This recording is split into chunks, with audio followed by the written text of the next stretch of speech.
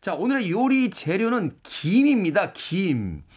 야, 한국 사람 중에 김 싫어하는 사람 있을까 하는 생각이 드는데 맛도 좋고 영양가도 많지 않습니까, 약사님? 네. 맛은 뭐 말할 것도 없고요. 네. 그 요리에다가 저 김을 넣으면 어떻게 되는지 아시죠? 테디. 맛있어지죠. 확 올라가죠, 맛이. 아니, 네. 반칙입니다. 아, 왜 반칙이에요?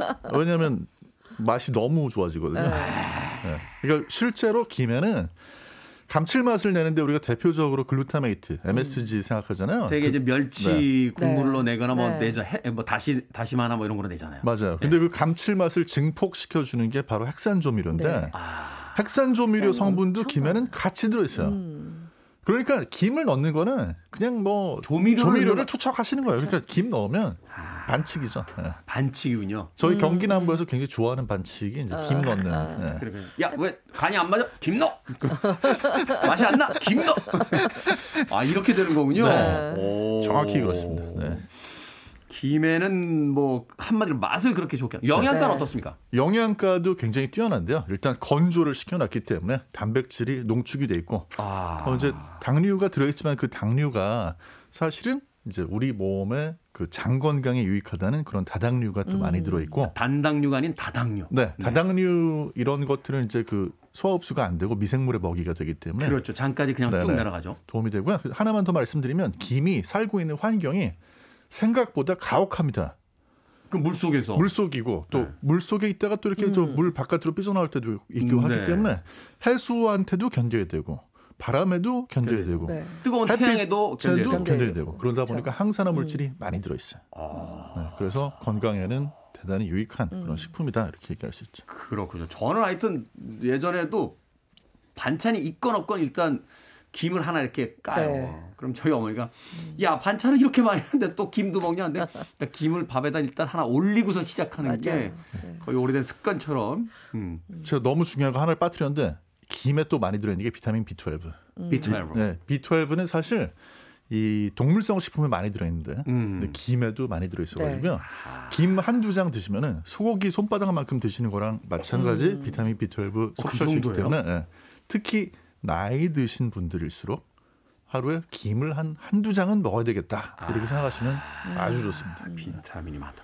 근데 김에 종류가 정말 많습니다. 네, 엄청 많습니다. 요새 돌김, 파래김, 뭐 요새 뭐 곱창김이라는 것도 나오는. 이게 뭡니까? 요새 많은 분들이 선호하는 김이 바로 곱창김인데요. 곱창김. 이 곱창김은 이 원초 자체가 이렇게 약간 구불텅구불텅 이렇게 곱창처럼 되어 있습니다. 그게 이렇게 엮여 있거든요. 그러다 보니까 어느 쪽에는 씹을수록 고소한 맛이 많이 나고 어느 쪽에는 김의 그 향긋한 맛이 입안에 탁 쳐주니까 이게 다른 김보다 훨씬 더 월등하게 풍미도 있어지고 식감도 있어지거든요. 그래서 곱창김을 많이 선호하시는데요.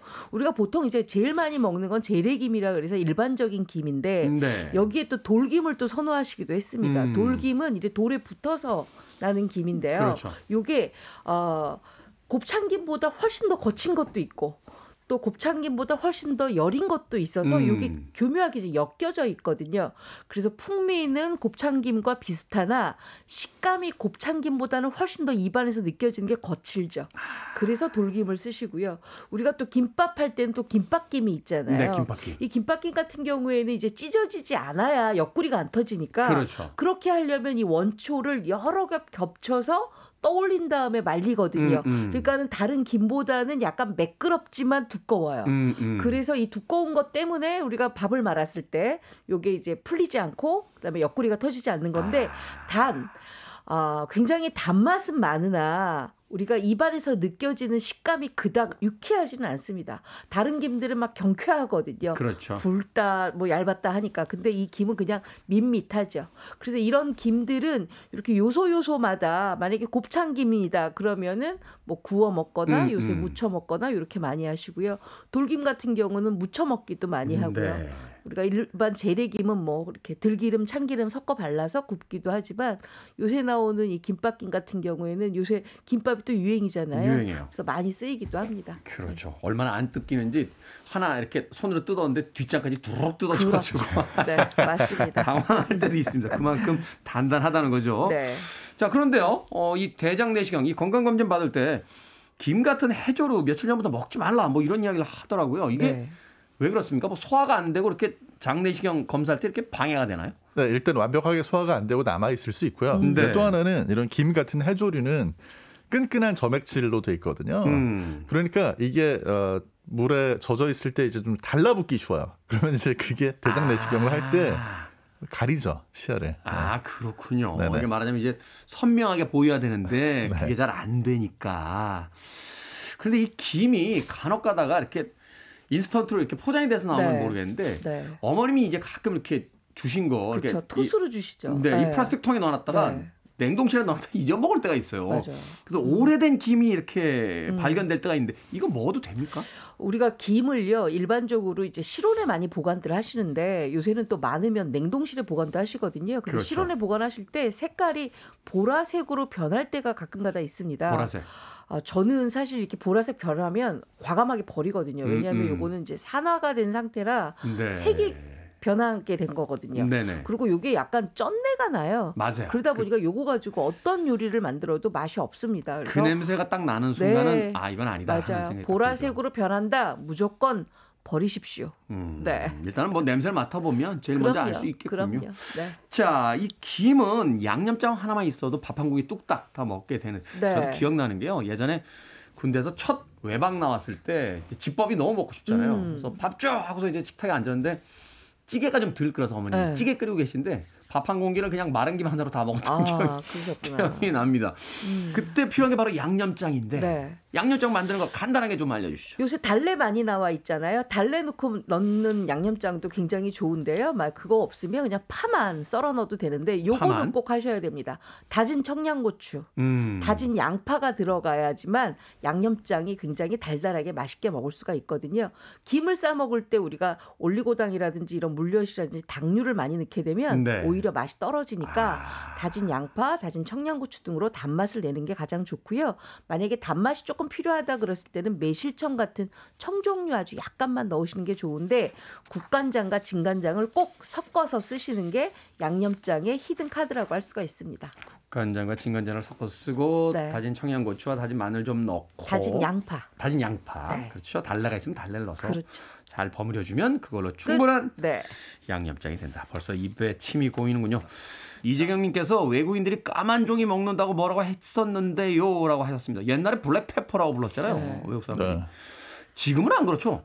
지금은 지금 인기죠. 너무 좋아해요. 네. 김들이면. 그러죠. 네. 지금은 이제 동양 음식이 건강식이고 왜 서양에서는 고급 음식으로 이제 취급이 되니까. 이게 워낙 수출도 잘 되고 그래가지고 또 바다의 반도체라고 막 그러잖아요. 근데 우리나라 그렇죠. 김이 또 수출이 엄청 많이 되고 있거든요. 맞습니다. 이 맛있는 걸 자기들은 모르다가 이제야 눈치챘습니다. 자, 그렇다면 우리는 어떤 음식을 만들어 볼까요? 이 김을 가지고. 저는요, 이 김 가지고요, 뭐 다양한 김 요리 굉장히 많은데요. 요거 한번 꼭 추천해드리고 싶습니다. 저는 지금쯤 되면 저희 돌아가신 할머니가 이걸 해주셨거든요. 네. 바로 김자반입니다. 김자반. 네, 김자반이 뭐냐 하면은요, 지금이야 김이 아주 골고루 많잖아요. 예전에는 돌김 가지고 했는데 저희 할머니는 그 중간중간에 파래김을 좀 끼워 넣으셨거든요. 뭐냐면 이때 양념장을 만듭니다. 고추장 둘에 고춧가루를 하나 넣고요. 진간장 약간 넣고 여기에다가 이제 가진 양념을 하는데요. 뭐 매실청도 약간 넣고 그다음에 약간 맵게 먹으려면 다진 청양고추도 아주 곱게 다지고 난 다음에 요거를 걸쭉하게 만들어요. 너무 물성 있지 않게. 그러고 난 다음에 발라요.